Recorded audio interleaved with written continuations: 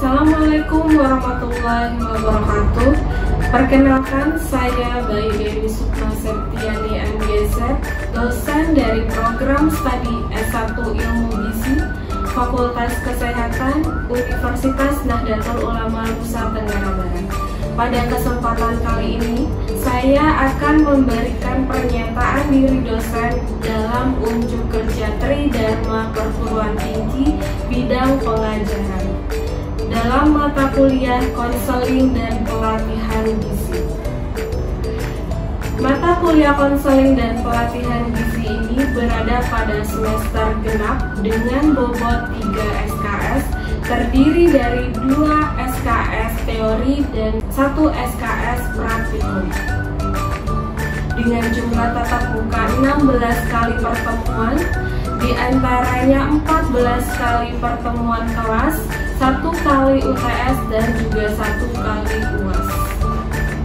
Capaian pembelajaran lulusan pada mata kuliah konseling dan pelatihan gizi ini diantaranya adalah kemampuan umum, di mana mahasiswa mampu menerapkan pemikiran logis, kritis, sistematif, dan inovatif dalam konteks pengembangan atau implementasi ilmu pengetahuan dan teknologi yang memperhatikan dan menerapkan nilai humaniora yang sesuai dengan bidang keahliannya. Kemampuan khusus lainnya adalah mahasiswa mampu berkomunikasi efektif dalam pelayanan konseling, edukasi gizi, dan dietetik untuk menangani masalah gizi individu, masalah gizi kelompok, dan masalah gizi masyarakat sesuai hasil kajian serta mempertimbangkan implementasinya. Kemampuan khusus lainnya adalah mahasiswa mampu bekerja sama dengan tim dan bertanggung jawab atas hasil kerja mandiri atau kelompok dan memiliki sikap kritis, empati pada klien, dan tim kerja pada tingkat internal serta eksternal dari organisasi. Demikian penjelasan singkat saya. Berikut kita simak secara bersama-sama video mengajar saya di kelas. Assalamualaikum warahmatullahi wabarakatuh. Waalaikumsalam warahmatullahi wabarakatuh. Selamat siang adik-adik semua. Siang Ibu. Salam sejahtera untuk kita semua. Sebelumnya Ibu ingin mengucapkan minal aidin wal faizin, mohon maaf lahir dan batin. Selamat Hari Raya Idul Adha untuk kita semua. Ya. Gimana kabarnya hari ini semuanya? Alhamdulillah. Ya, baik, kita bertemu lagi hari ini pada mata kuliah konseling dan pelatihan gizi, pertemuan kita yang ke-6. Sebelum perkuliahan, seperti biasanya Ibu akan melakukan absen dulu, ya. Anggi Suryani, apakah hadir hari ini? Hadir Ibu. Jihan Amartia? Hadir Ibu. Alwiza Janati? Hadir Ibu. Linda Cahyani? Ya, alhamdulillah semangat semua ya. Ibu. Untuk selanjutnya kita masuk pada pendahuluan terkait dengan materi status gizi lebih pada balita. Ya. Pendahuluan di sini adalah masalah gizi yang terjadi pada masa bayi dan balita. Ini merupakan salah satu masalah gizi yang masih banyak terjadi di Indonesia. Nah, kita bisa lihat dari riset kesehatan dasar ataupun dari data SSGI yang terbaru.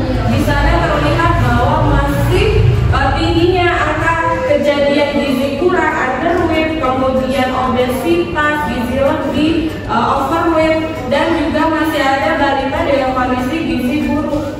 Ya, dan di NTB ini termasuk kategori nomor 7 tertinggi secara nasional. Dan ini masih menjadi tugas kita sebagai ahli gizi bagaimana membantu menurunkan angka kejadian gizi kurang maupun gizi lebih pada balita tersebut.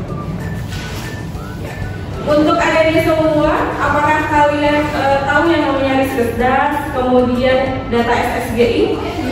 Iya, sudah pernah membaca? Sudah ya.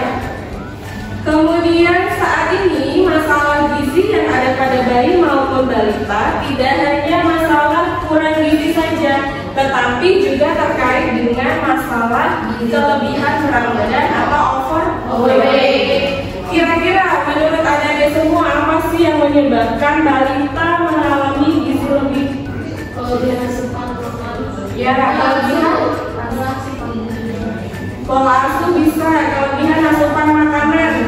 Biasanya zat gizi apa yang mempengaruhi terjadinya gizi lebih? Ada yang tahu?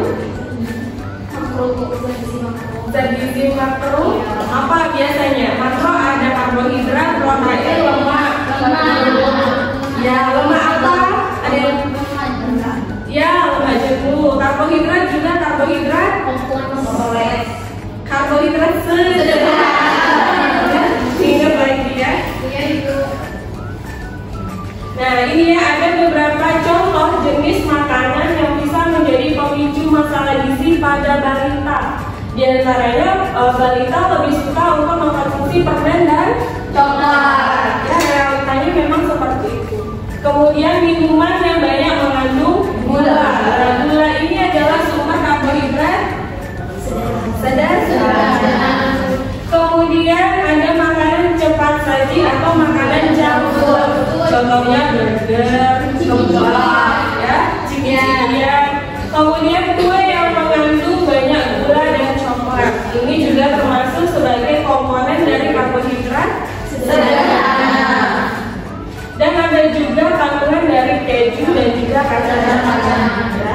Ini akan menjadi baik ketika dikonsumsi tidak berlebihan. Ya, dan dipastikan bahwa aktivitas fisik pada balita itu juga sesuai terkait dengan pola asuh lagi. Nah, ruang lingkup dari konseling gizi pada bayi dan balita gizi lebih adalah satu. Bagaimana kita sebagai ahli gizi bisa menentukan status gizi pada balita? Ya, berarti kita harus mempunyai skill dan keterampilan dalam menentukan antropometrinya. Bagaimana cara menimbang, bagaimana cara mengukur tinggi badan, menggunakan lemot, mikrotolak atau timbangan digital itu seperti apa? Ya. Identifikasi penyebab masalah pertumbuhan pada bayi dan balita. Apakah ini karena pola asuh, atau karena pola makan, atau asupan makan? Nah, itu yang perlu kita gali.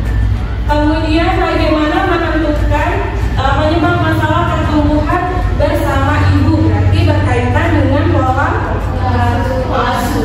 Ada juga balita yang bukan diasuh oleh ibunya tapi diasuh oleh neneknya, kakeknya. Memberikan nasihat, anjuran makan dan alternatif pemecahan masalah. Kalau tadi kita lihat di latar belakang bahwa balita itu banyak mengkonsumsi gula, coklat dan lain sebagainya, berarti sebagai ahli gizi kita harus memberikan alternatif pemecahan masalahnya. Berarti yang awalnya dia lebih suka karbohidrat sederhana diganti menjadi karbohidrat kompleks yang dikombinasi dengan sumber protein, vitamin dan juga mineral. Contohnya dibuatin sosis tapi yang kandungan protein dan vitamin mineralnya cukup tinggi. Ya. Kemudian membangun komitmen dengan klien atau pasien untuk melaksanakan saran konseling ini juga yang masih cukup berat karena tidak gampang melakukan edukasi gizi itu gampang, tapi aplikasinya tidak mudah. Ya kan? Lanjutkan di slide berikutnya. Karena ini pembahasannya terkait dengan status gizi pada balita, maka ada kaitannya dengan buku antropometri. Ya, harapannya bahwa semester 6 itu sudah hatam betul dengan yang namanya buku antropometri. Dan ketika kalian PKL nanti juga sudah terlatih menggunakan buku antropometri. Ya. Nah, di dalam buku antropometri ini ada beberapa penjelasan. Yang pertama adalah umur dihitung dalam bulan penuh. Ya, jadi kalau umurnya masih 2 bulan 29 hari tetap dihitungnya 2 bulan. Jangan dihitung 3 bulan karena belum 1 bulan penuh. Ya. Kemudian ada yang namanya panjang badan. Di dalam standar antropometri itu ada berat badan menurut umur, panjang badan menurut umur, tinggi badan menurut umur, berat badan menurut tinggi badan atau berat badan menurut panjang badan.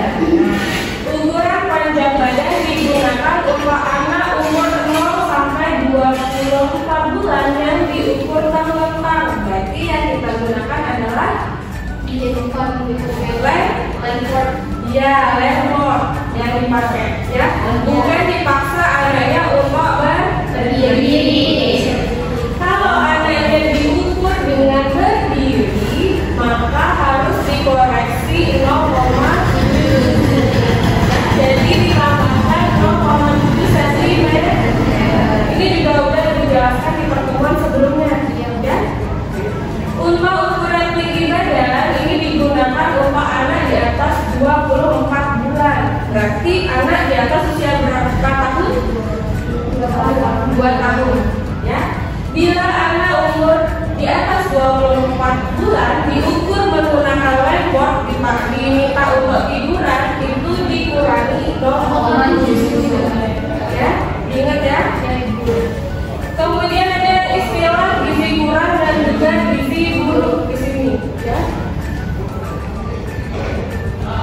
Kalau gizi kurang dan gizi buruk itu adalah satu gizi yang didasarkan dari berat badan menurut umur ya. Jadi nanti ketika di lapangan misalnya melihat ada anak-anak dalam kondisi gizi kurang dan gizi buruk, berarti yang diukur adalah berat badan menurut umurnya ya.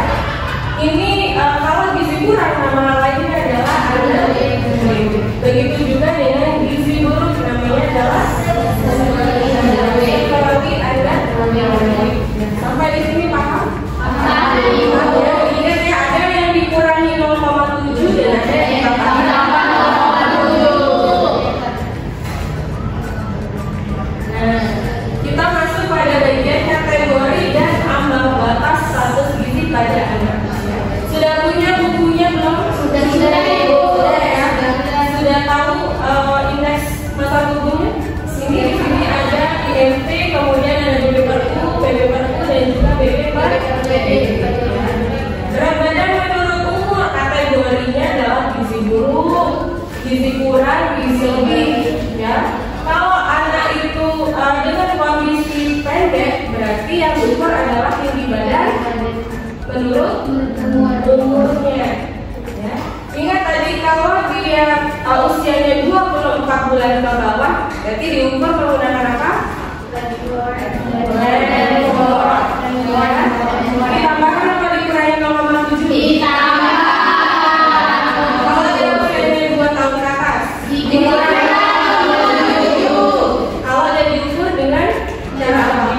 Kalau ada bayi yang usianya kurang dari 20 bulan diukur berdiri, dia diukurkan oleh 0,7. Terus jika bayi yang usianya lebih dari 20 bulan, dia diukurkan menggunakan landlord, dia dikurangi ya, dikurangi 0,7 itu ya koreksinya. Oke. Kemudian ada panjang badan menurut umur atau tinggi badan menurut umur. Sangat pendek, normal dan tinggi. Ini masih banyak nih masalah gizi di MPB ya, stunting ini nggak selesai masalahnya ya. Nah, ini yang terkait dengan tinggi badan menurut umur. Makanya ketika ibu hamil itu jangan lupa suplementasi. Asal folat, vitamin D, vitamin A itu harus rutin dikonsumsi, termasuk dengan zat besi itu jangan sampai dilupakan. Jadi ketika bayi lahir itu ibunya udah nggak terlalu berat untuk memberikan asupan. Jadi kalau anaknya lahir dalam kondisi stunting itu harus nutrisinya benar-benar harus terpenuhi maksimal. Ya. Jadi lebih baik ketika ibunya hamil itu dipenuhi dulu asupannya selama masa kehamilan. Kemudian ada berat badan menurut panjang badan. Ini identifikasi masalah sangat kurus dan juga normal. Sampai di sini paham? Paham. Ya, dari sini ada contohnya sedikit ya. Praktek menggunakan buku antropometri. Ini berdasarkan berat badan menurut umur. 0 sampai 60 bulan, berarti sampai